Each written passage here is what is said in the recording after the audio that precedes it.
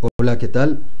Estamos en el magazine Conciencia Ambiental y el tema de hoy es amenazas y desastres naturales en Colombia, una mirada breve e incompleta. ¿Por qué una mirada breve e incompleta? Precisamente el tema es tan amplio que a veces en corto tiempo es imposible explicar y abarcar toda la complejidad de ese tema. Hemos preparado un pequeño derrotero.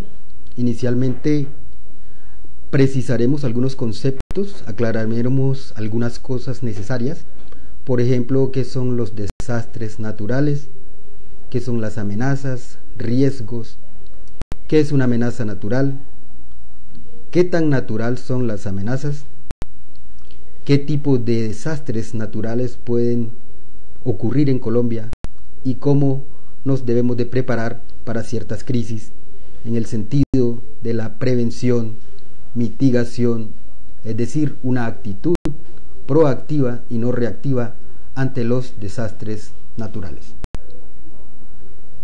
Bien, inicialmente debemos de realizar unas aclaraciones conceptuales sobre los términos desastres naturales, riesgos, amenazas y vulnerabilidad.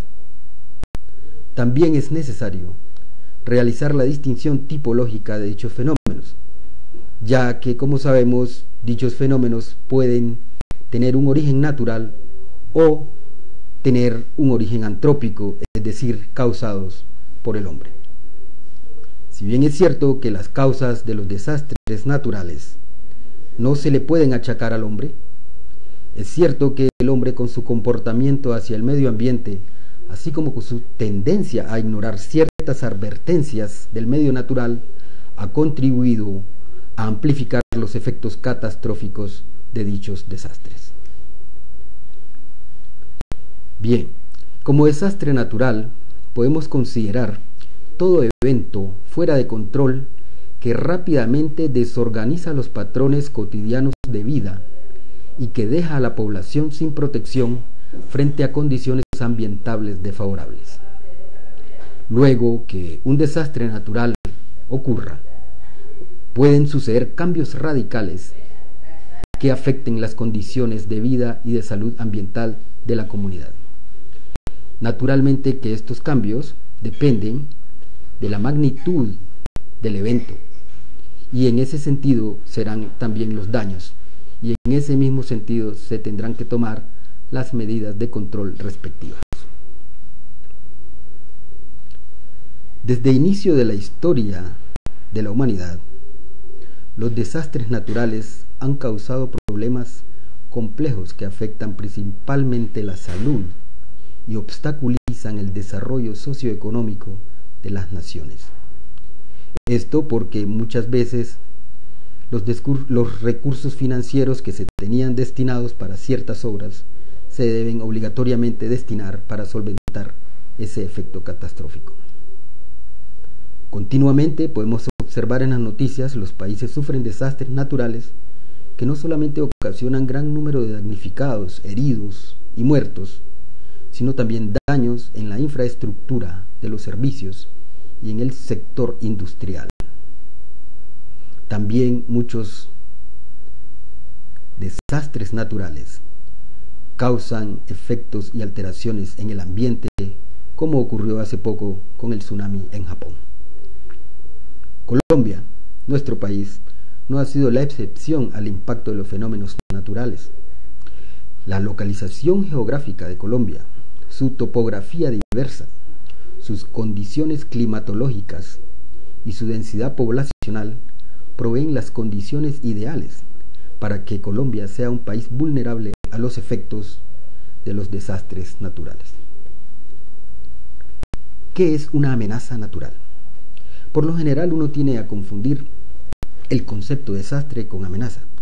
Las amenazas naturales son los peligros para el hombre y su medio ambiente asociados a las dinámicas propias del medio ecosistémico y del medio geológico.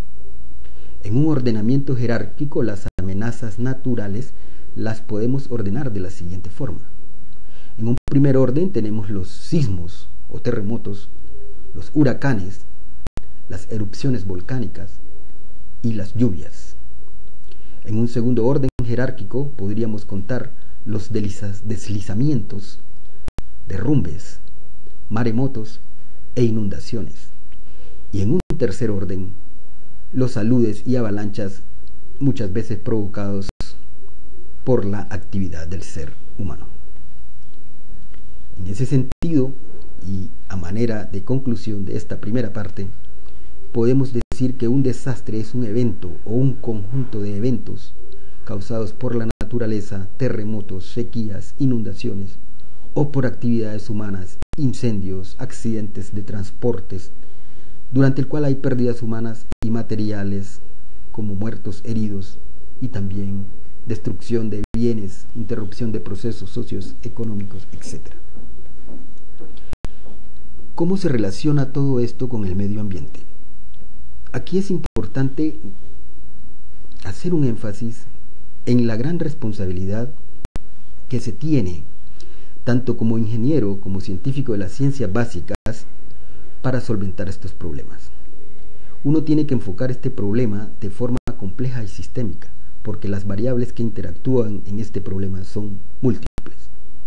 En el caso del medio ambiente, uno a veces puede preguntarse qué tan naturales son las amenazas. Si bien es cierto que los desastres suelen clasificarse por su origen en naturales y antrópicos, sus consecuencias reflejan la combinación de factores que evidencian la interacción del ser humano con la naturaleza. Por ejemplo, a veces las personas invaden territorios muy cercanos a los ríos, sin tener en cuenta que en un futuro una posible inundación podría acabar con esa población. ¿Qué podríamos excluir en el concepto de amenazas antrópicas, por ejemplo? Podríamos excluir las de naturaleza tecnológica y las de fallas humanas relacionadas con los procesos tecnológicos. También podemos excluir las amenazas epidemiológicas y biológicas y ataques terroristas biológicos. Un concepto muy importante para entender todo esto que tiene que ver con los desastres naturales es la evaluación del riesgo. ¿Qué se entiende por riesgo? ¿Cuáles son las variables que tienen que ver con el riesgo? A manera general y en muchos libros de texto, se define el riesgo como la multiplicación entre la amenaza por la vulnerabilidad. Es decir, el riesgo se entiende como una posibilidad de afectar significativamente las vidas o bienes a causa de un fenómeno dañino dentro de un periodo de tiempo y con una probabilidad determinada. La amenaza, por otro lado, hazard en inglés, es un evento o un fenómeno perjudicial con un cierto nivel de magnitud y un alcance espacial que tiene una probabilidad de ocurrencia significativa en un periodo de tiempo dado. Eso es muy importante tenerlo en cuenta, que la amenaza es algo que tiene tres variables fundamentales, como son su distribución espacial, su ocurrencia en el tiempo y su magnitud o impacto en el ambiente y el ser humano. La otra variable, la vulnerabilidad, se define como el factor asociado a la exposición y fragilidad de vidas y bienes a los efectos de la amenaza. En este sentido, es importante recalcar que muchas veces, en el caso de un sismo, de un evento tectónico, de un terremoto, a lo mejor el evento no fue de una magnitud tan alta, pero la infraestructura, los edificios no estaban preparados para eso y sencillamente se derrumban, lo cual no indica que el evento fue de una gran magnitud, sino más bien que los edificios tenían una gran vulnerabilidad. Profundizando, la amenaza se refiere a la probabilidad que ocurra un fenómeno natural o tecnológico potencialmente peligroso. Generalmente lo aplicamos a los fenómenos de ocurrencia sorpresiva, inesperada, de evolución rápida y de relativa severidad o violencia. Sin embargo, se puede afirmar que la peligrosidad de los fenómenos naturales tiene que ser vista en relación con el grado de previsión de los elementos vulnerables y, sobre todo, para las obras de infraestructura, es vital que se observe el factor tiempo. Esto hace recomendable incluir en la categoría de amenazas también algunos fenómenos de evolución lenta, por ejemplo, cambio en los cursos de los ríos, la erosión paulatina a causa de la deforestación, la contaminación del recurso hídrico, del aire, del suelo. Conviene, con la finalidad de orientar eficazmente las medidas de prevención, de mitigación, distinguir aquellos fenómenos realmente amenazantes que por lo general muchas veces pueden ser híbridos, es decir, causados o incrementados por la acción humana, como es el caso de los deslizamientos o de las inundaciones. Con todo este engranaje conceptual que hemos poco a poco logrado construir, llegamos a un problema interesante en las ciencias básicas, especialmente en las geociencias y en las ingenierías, como es el pronóstico de un evento. El pronóstico de un evento es un problema aún sin resolver. ¿Por qué?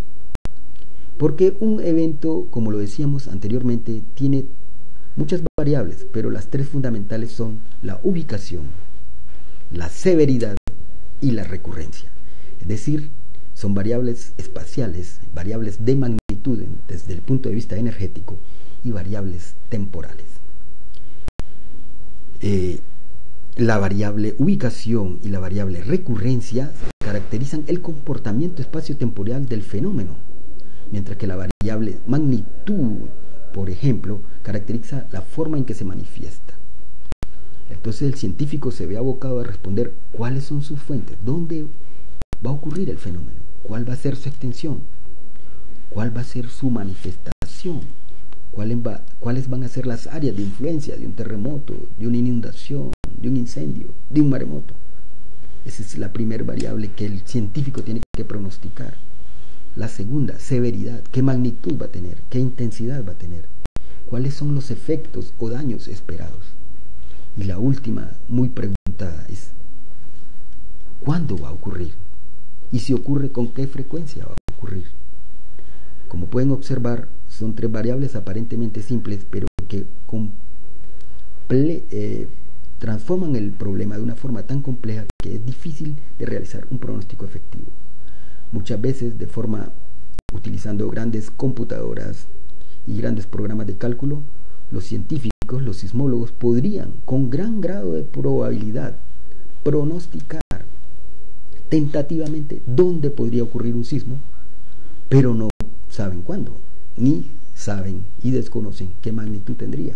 O podrían, a través de sus análisis estadísticos, tratar de dar una especie de proyección qué magnitud va a tener el evento, pero no saben dónde va a ocurrir ni cuándo va a ocurrir. Esto nos deja una moraleja, y es que hay que estar preparados. Hay que estar preparados. Otro punto importante, después de repasar conceptualmente todo lo que tiene que ver con riesgo, amenaza y vulnerabilidad, son los tipos de desastres. Por lo general, uno identifica desastres de tipo natural, de tipo mixto y de tipo inducido.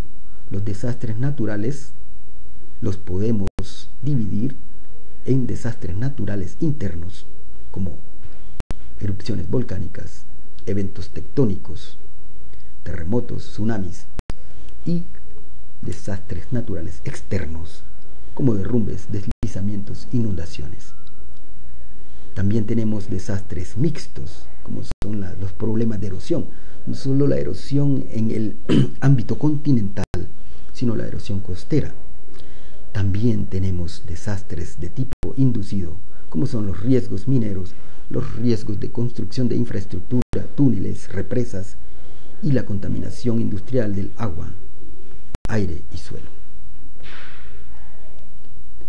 A manera de un breve lapso reflexivo, podríamos hacer un breve recuento histórico de los desastres más significativos que han ocurrido en Colombia. Muchas personas se olvidan de que en 1906 ocurrió un sismo y tsunami en Tumaco que lo destruyó completamente. 73 años después, en 1979, otro tsunami destruye Tumaco. En el 83, una destrucción de un 70% de la ciudad de Popayán. En 1985, la avalancha de Armero. Todos recuerdan el trágico desenlace de los intentos por rescatar a la niña que quedó atrapada en el lodo, la niña Omaira Sánchez.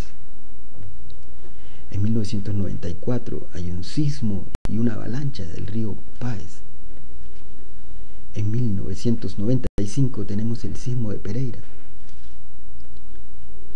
Y 4 años después, en el 99, el terremoto en el eje cafetero, que deja totalmente destruida a Armenia y que apenas se recupera de ese evento.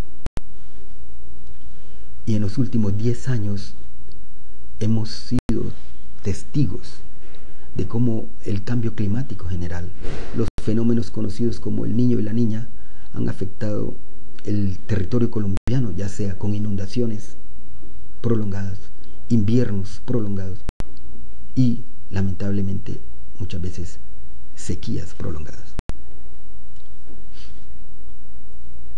Bien, por ejemplo, algo importante que hay que tener en cuenta en el caso de los desastres son las frecuencias de los desastres, sus daños y extensión de amenazas.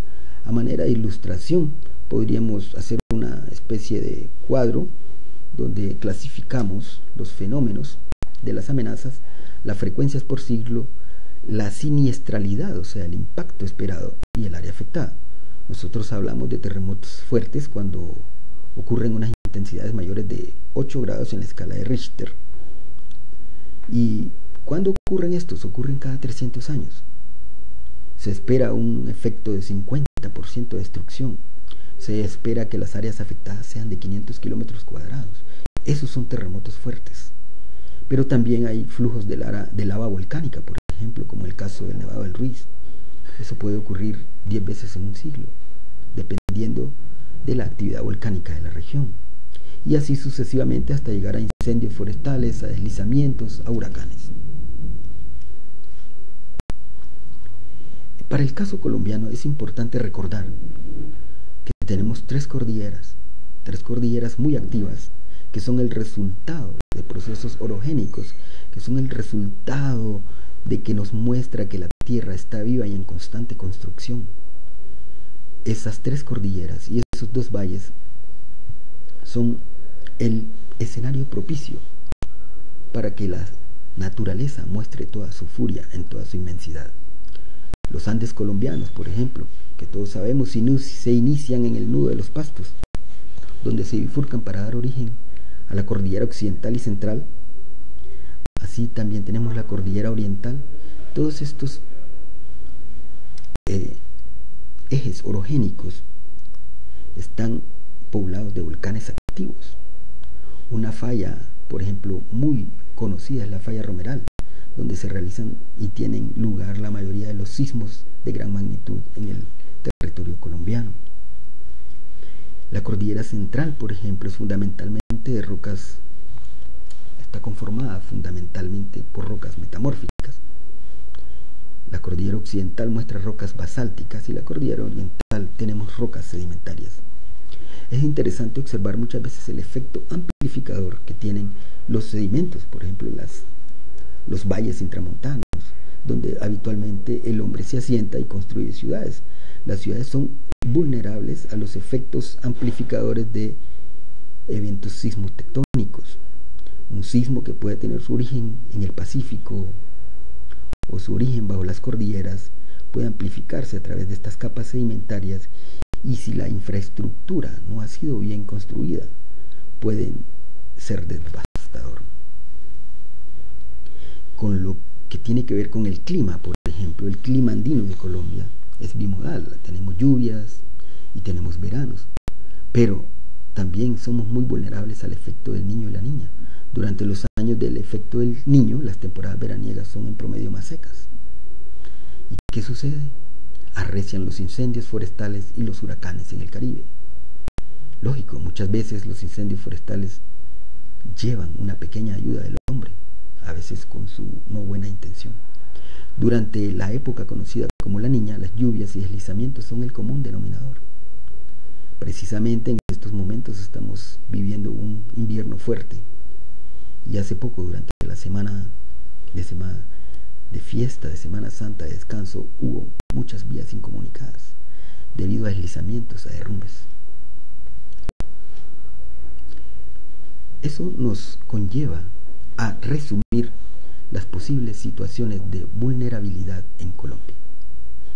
¿Cuáles serían estas? Bueno, en primer lugar podríamos mencionar lo que decíamos al inicio, la infraestructura, la construcción de viviendas y o edificios en áreas susceptibles, ya sea a deslizamientos, ya sea a inundaciones o ya sea a posibles movimientos tectónicos.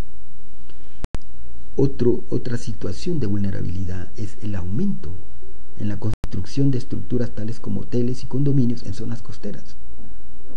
Entonces no es de asombrarse que cuando ocurre un tsunami, se ve afectada gran parte de la población, en este caso turística, como sucedió en Sumatra hace unos años. En Sumatra, toda la región costera estaba inundada por complejos turísticos y resorts que en fracciones de segundo quedaron totalmente acabados. Otra situación de vulnerabilidad en Colombia importante es la actividad humana. La actividad humana, ya sea en que reduce o elimina barreras que nos protegen contra efectos negativos. Es de todos conocidos como las personas invaden, entre comillas, terrenos que son susceptibles a inundaciones, ya sea al borde de los ríos, o dañan posibles jarillones naturales o dunas o barreras naturales de protección de los ríos, las dañan y vemos las consecuencias, inundaciones. Otra situación es la falta de implantación de códigos de construcción. O sea, existe el código, pero pocas veces no se cumple. No todo mundo, no toda persona construye siguiendo las reglas y los reglamentos antisísmicos, sino que construye como puede. También es un efecto colateral de la pobreza. Tenemos crecimiento poblacional, tenemos incremento en la población urbana. La gente no quiere vivir en el campo. Y todo esto complica la situación y la hace súper vulnerable para los efectos de posibles eventos desastrosos como los terremotos. En resumen, ¿qué desastres naturales ocurren con frecuencia en Colombia? Tenemos los sismos, tenemos volcanes, erupciones volcánicas, tenemos desajustes climáticos, caso Niño y la Niña, que conllevan a inundaciones, tenemos los movimientos de masa como deslizamientos, derrumbes, y la erosión a causa de la deforestación o a causa del monocultivo y los incendios forestales.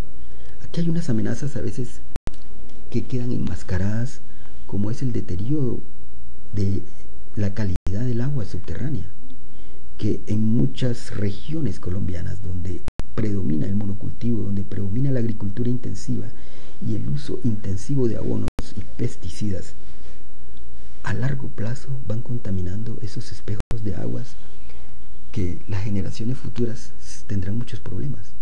Aquí hay una gran responsabilidad ambiental del ingeniero, del científico, de la tierra y de todos.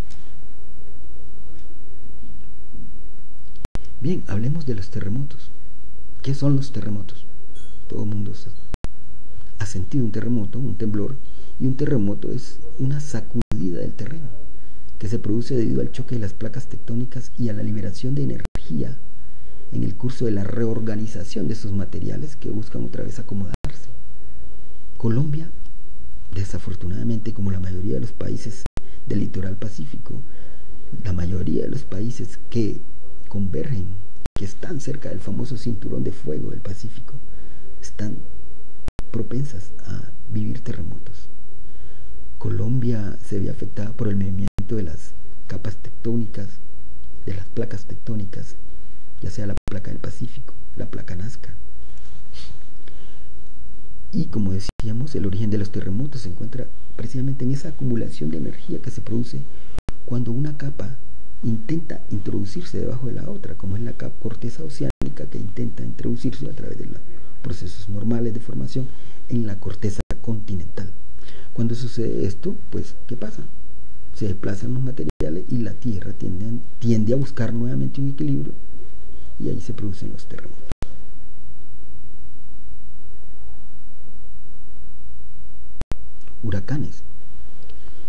Huracanes o ciclones tropicales, pues a Colombia lo afectan en la región del Caribe, y es un término genérico que se utiliza, huracán.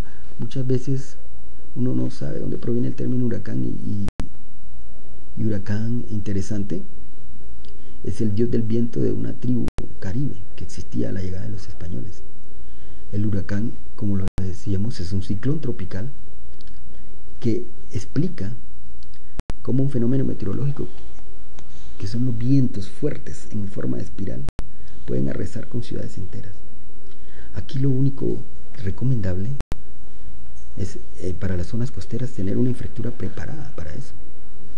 Por suerte que con el avance de la tecnología y de la ciencia, los satélites, las computadoras, la situación de hoy en día no es igual que hace unos 50 años. Por suerte que gracias a esos avances tecnológicos en la ingeniería, en las ciencias ambientales, en la programación, en la informática, es posible pronosticar el tiempo con relativa fiabilidad. El pronóstico del tiempo es uno de los campos científicos más avanzados. Fotos satelitales nos ayudan a eso, GPS, programas informáticos, y ayudan a tomar medidas preventivas interesantes, cosa que no se da con los terremotos. Otro fenómeno que puede ocurrir en nuestro país son los tsunamis. Los tsunamis son una consecuencia de un terremoto que ha tenido lugar en el océano. Tsunami es una palabra japonesa que significa gran ola de bahía. Tsunami. Un tsunami es una ola, una serie de olas que producen una masa de agua violenta, como se pudo observar ahora con el último tsunami en Japón. Las olas llevan una velocidad increíble, 800 kilómetros por hora, es la velocidad crucero de un avión comercial. Si las personas que están a pocos kilómetros del epicentro de un terremoto no tienen tiempo de salvarse. Lo pudimos observar lamentablemente, el último tsunami que atacó afectó a la ciudad, al país de Japón. Los terremotos, como decíamos, son la gran causa de los tsunamis. Y para que un terremoto origine un tsunami, tiene que llevarse a cabo en el océano, en el fondo marino, debe ser removido abruptamente por esa fuerza. Y claro, cuando se forma el vacío en el fondo del mar, el agua busca otra vez cómo ordenarse. Y cuando se acomoda, produce esas gigantescas olas que pueden tener 10, 20 metros y velocidades, como informábamos, de 800 kilómetros por hora. Todo esto relacionado con los sismos y las placas tectónicas nos hace nuevamente reflexionar sobre el caso colombiano. Los sismos, ¿dónde los esperamos con más frecuencia? Lógicamente son más intensos hacia la costa del Pacífico, hacia el sur, hacia el centro-occidente de Colombia. Y aparentemente solamente ahí, pero no, también han ocurrido temblores fuertes en el margen llanero, en el occidente de los Santanderes y en la cordillera central, incluso hasta Honda. Un segundo nivel de actividad sísmica aparece en el norte, centro y oriente antioqueño, en la región del Magdalena Medio y el occidente de Santander. Salvo excepcionales desastres producidos por movimientos de masa detonados por eventos sísmicos y olas causadas por tsunamis, las víctimas humanas que cobran los terremotos están asociadas en su gran mayoría a la destrucción de la infraestructura urbana, casas, viviendas, etc. Ahora pasamos al otro desastre típico mundialmente y que también afecta a Colombia, como son los volcanes activos. Haciendo un breve repaso de nuestros conocimientos de geografía, sabemos que Colombia tiene muchos volcanes activos que requieren vigilancia permanente. Eso es algo importante en el caso de los desastres. Si se quiere tener una política pública de prevención, mitigación de desastres, esto implica una compleja red de vigilancia, ya sea una compleja red de monitoreo de volcanes volcanes, una compleja red sismológica que esté captando constantemente los datos de los volcanes, de los temblores, e inmediatamente esté enviándolo a los central de datos. Ingeomina lo hace, el Observatorio Sismológico de Occidente, OSO, lo hace, pero se necesita más inversión en ese campo. La inversión que se hace en Colombia en este campo investigativo es poca comparada con la que se hace en otros países, que han reconocido la importancia de tener un sistema de vigilancia y prevención de desastres, que han reconocido que es mejor prevenir que lamentar, es mejor invertir una suma aparentemente grande en vigilancia, en monitoreo y prevención, que cuando haya pasado el evento, invertir en reconstrucción, y ya no se diga en el valor de las vidas humanas que no tienen valor. Algo invaluable, la vida de un ser humano. Bien, dentro de los volcanes activos en Colombia, ¿qué tenemos? Tenemos el volcán nevado del Huila, el volcán nevado del Ruiz, el volcán nevado del Tolima, el Santa Isabel, el Cumbal, el Azufral, etc. Todos muy activos, todos han ocasionado eventos desastrosos que los hemos escuchado en las noticias o leído en los periódicos. Caso del volcán nevado del Ruiz con Armero, o el Tolima, o la constante actividad de los volcanes Galeras, por ejemplo, Cumbal. En resumen, Colombia posee 3 observatorios vulcanológicos en Manizales, en Pasto e Ibagué. Naturalmente se deberían de establecer otros, pero como se mencionó al inicio de este aspecto de los volcanes, Colombia no invierte lo suficiente en investigación, específicamente en investigación geocientífica que conduzca a establecer una red de vigilancia más densa de la que existe actualmente. Otro campo donde podrían llevarse a cabo eventos desastrosos son los desajustes atmosféricos. En el caso colombiano, estos desajustes atmosféricos, conocidos como el cambio climático global, el ciudadano común no se percata de eso, pero los que han tenido la oportunidad de ascender al Nevado del Ruiz, por ejemplo, y lo hicieron hace 20 años, y lo hicieron hace 10, y lo hicieron ahora, se dan cuenta de cómo el deshielo ha avanzado casi en un 60%. Se dan cuenta cómo en unos años ya no tendremos más nevados.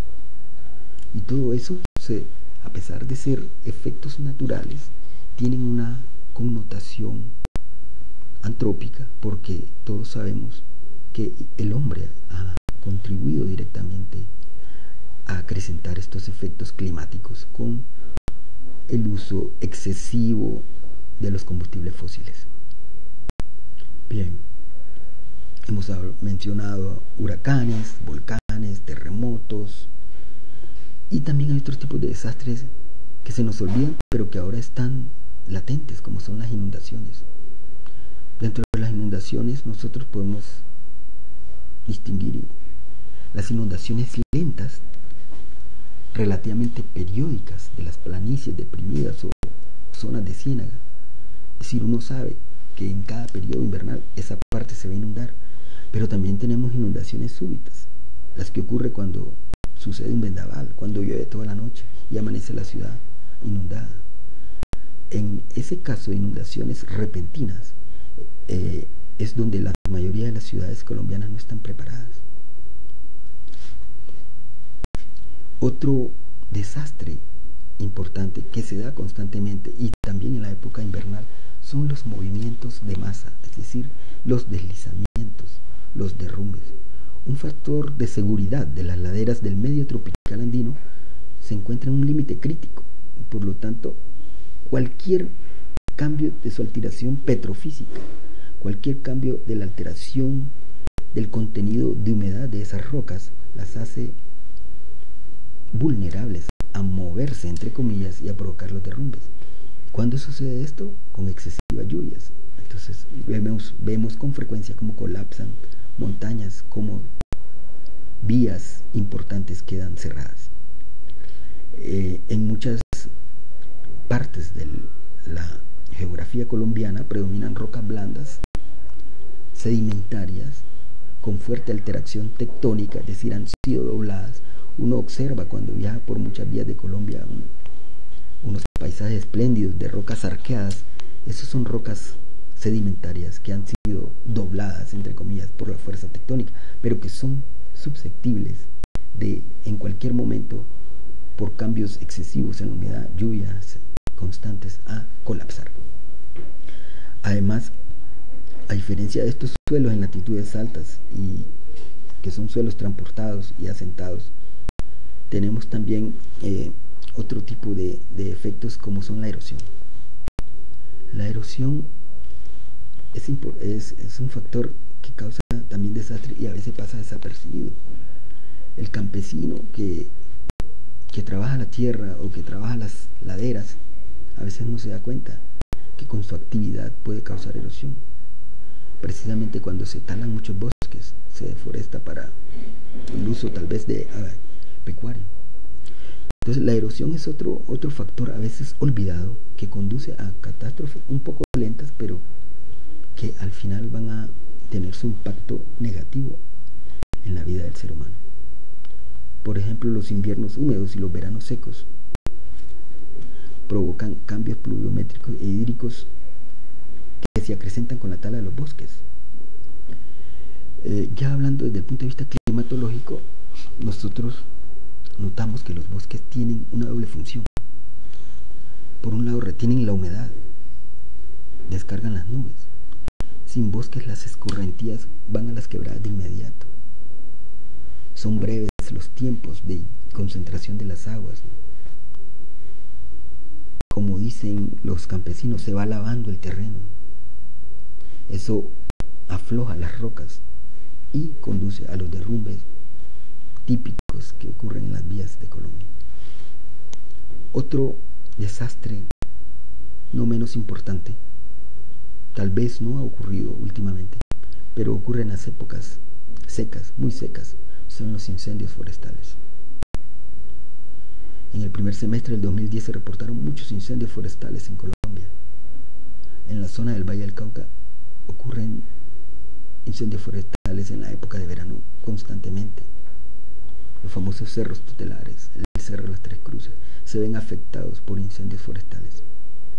Lógicamente muchas veces está la mano del hombre de por medio, pero por lo general son efectos naturales de veranos intensos.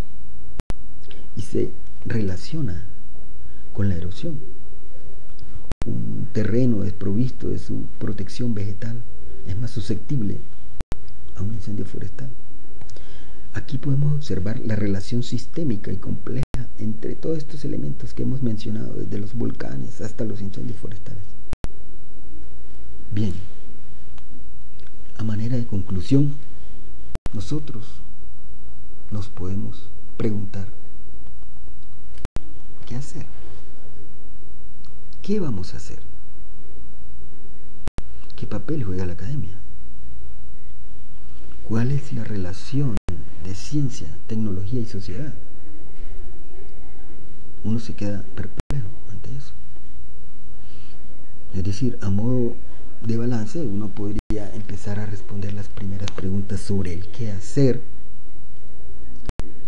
Y lo importante aquí son la toma de decisiones a nivel gubernamental. Es importante el establecimiento, el diseño de políticas públicas conducentes a tener un escenario preventivo, estar preparados para lo peor. ¿Dónde lo podemos lograr? Esto lo podemos lograr con un plan de desarrollo. Un plan de desarrollo nacional, departamental, municipal, que incorpore la dimensión territorial, que incorpore el ordenamiento territorial desde el punto de vista científico, que incorpore la dimensión ambiental, que tenga en cuenta las posibles vulnerabilidades y amenazas a lo que puede ser expuesta una región. Pero Colombia apenas ha avanzado un poco en el ordenamiento territorial a nivel municipal y en menor grado a nivel departamental.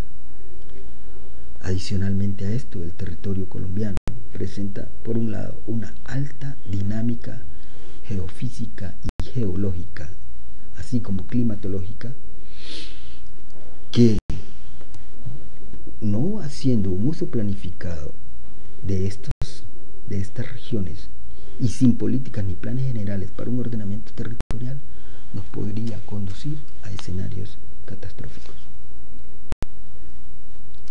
Uno podría preguntarse, bueno, ¿dónde podría ocurrir algo? ¿Qué es lo que llamamos nivel de amenaza?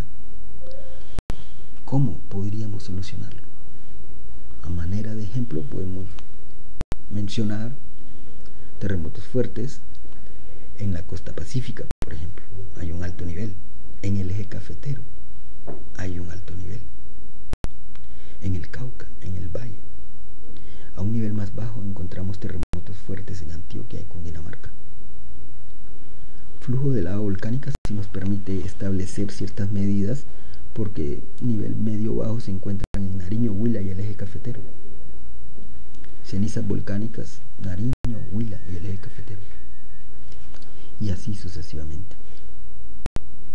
En el caso de las inundaciones lentas, hay que estar preparados en el Chocó, hay que estar preparados en Antioquia, a nivel más bajo en el eje cafetero.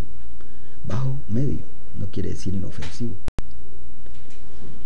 En el caso de deslizamientos de tierra, todos los departamentos andinos están expuestos a eso. En el caso del famoso fenómeno del niño y la niña, todos los departamentos están expuestos a eso. Y en el caso de los incendios forestales, son muy frecuentes en las regiones del Valle, en la región de Santander. Bien, ya para concluir y respondiendo una de las últimas preguntas que nos habíamos hecho, que es la relación de ciencia, tecnología y sociedad, la relación y el papel que debe jugar la academia, podemos decir que es indiscutible que el medio ambiente es todo, naturaleza y sociedad, y que la problemática de los desastres naturales aparece precisamente en esa interfase, la interfase de los procesos sociales, de los procesos económicos y culturales con la atmósfera, con la biosfera, con la litósfera, con la hidrósfera y con la antropósfera. Muchas veces nosotros pecamos como ambientalistas puros y nos olvidamos de la parte social, de la parte cultural. Muchas veces el técnico puro se olvida de la parte ambiental. Hay que tratar de realizar un enfoque sistémico y tratar de aunar esfuerzos para estar prevenidos ante cualquier catástrofe. Desde esta perspectiva, la información relativa a las amenazas naturales, ya sean antrópicas y también antrópicas, es muy importante. Establecer políticas de gestión de riesgo, programas y acciones de prevención y mitigación de desastres. Algo que no habíamos mencionado es que todos estos desastres, además del efecto catastrófico en la infraestructura, lógicamente en la vida humana, tienen efectos a largo plazo de carácter económico. Entonces muchas veces debemos de también preguntarnos si el modelo económico actual acentúa el problema o lo minimiza. Son preguntas que la academia tiene que realizarse. Bien, y finalmente, continuando con esta pequeña reflexión de hoy día, más allá de terremotos, erupciones, el conjunto de amenazas de relevancia para el medio en Colombia debe contemplar todo el complejo de fenómenos climáticos, de movimientos de masas e hidrometeorológicos. El recurso hídrico tan valioso debe manejarse integralmente. Los bosques deben manejarse integralmente. Las corporaciones regionales autónomas deben intensificar la compra de predios estratégicos para proteger estos ecosistemas, especialmente las fuentes de agua, algo vital para el ser humano. Adicionalmente, deben de intentar reducirse las fronteras de expansión agrícolas en el medio rural, especialmente el medio rural andino. Todo esto debido a causa de los procesos de urbanización y transformación del medio natural. Todo lo anterior conduce a desequilibrios profundos asociados al uso intensivo de la componente tecnológica. Bien, en resumen, ¿cómo reducir el impacto de una crisis, de un desastre natural? Si tomamos, por ejemplo, las sequías, una sequía, a grosso modo podemos decir que existen 3 grandes fases para reducir un impacto: prepararse para la crisis, responder ante la crisis y disminuir la vulnerabilidad. Para el caso de la sequía, una forma de prepararse para la crisis es conservar suelos, conservar agua, conservar el recurso forestal. Una forma de responder ante la crisis, si ya se dio, es la asistencia alimentaria y nutricional. Y una forma de disminuir la vulnerabilidad en el caso de la sequía es reforzar los mecanismos de defensa ante la inseguridad alimentaria. Bien, en conclusión, podemos decir que todos estos problemas de los desastres naturales son complejos. Tienen múltiples variables que imposibilitan un pronóstico efectivo, contemplando las variables mencionadas como son espacialidad, temporalidad y magnitud. Es decir, los problemas complejos exigen soluciones complejas. Estas soluciones complejas exigen un enfoque intertrans y multidisciplinario. No es un problema del ingeniero ambiental, no es un problema del geólogo, no es un problema del geofísico, es un problema de todos, del economista, del político, del filósofo, del ciudadano. Repito, un enfoque intertrans y multidisciplinario. Un trabajo mancomunado entre las ingenierías, las ciencias básicas, las ciencias ambientales y las geociencias. En el aspecto social, necesitamos una construcción más participativa de las políticas públicas, planes de desarrollo, planes de ordenamiento territorial, agendas ambientales. Bien, y finalmente, para cerrar las reflexiones de hoy, que espero hayan sido de su agrado, me gustaría cerrar con una anécdota bíblica. La Biblia, el libro de los libros, conocidos por todos, tiene una anécdota que nos relata de un evento catastrófico, de un desastre natural. Hay muchos, pero voy a tomar la anécdota del diluvio. Todos conocen la famosa historia del diluvio universal, de la famosa arca de Noé y cómo Noé salva a la humanidad. Pero hay muchas lecturas y para el caso que nos compete a nosotros, digo que una de las tantas lecturas y uno de los tantos mensajes que nos da esa anécdota es estar preparados. Hay que estar preparados. A Noé le dijeron: prepárese y construya un arca, que la va a necesitar. En sentido metafórico, nos sucede a nosotros como país y región. Nos advierten, la naturaleza misma nos dice: hay posibilidades de terremoto, hay posibilidades de erupciones volcánicas. Por favor, prepárense a través de los planes de prevención, a través de los planes de mitigación, a través de programas de educación ambiental. Bien, creo que por hoy esto ha sido todo y para mí es un placer despedirme y darle las gracias por su atención. Muchas gracias.